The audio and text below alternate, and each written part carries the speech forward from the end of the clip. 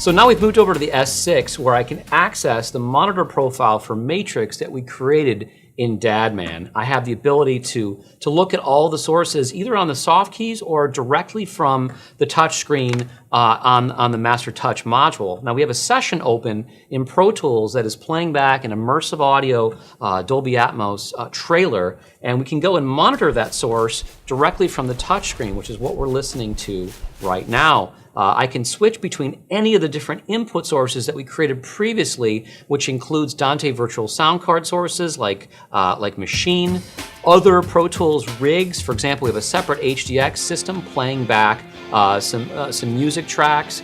We have various external synthesizers and internal synthesizers that are connected via Dante, as well as some of my different cue mixes that I can access and dial in and choose sources for directly from the Surface. And if I want to actually look at high resolution meters on the Surface, I can simply choose to bring that stuff up directly here. And now I've got a 712 stream coming out of Pro Tools HD onto the desk, and I can actually even trim any of the input sources directly on the faders here. We've installed the A to D mic preamp card options, and that allows me to actually go over here and bring up the remote control mic preamps that I can dial in directly from the fader. So I've got gain control on Intensity dB on those mic preamps. I can see the phase, phantom power, and the trims and source selections directly on the displays. So it's incredibly flexible, powerful, high resolution metering, any mono or multi-channel source coming into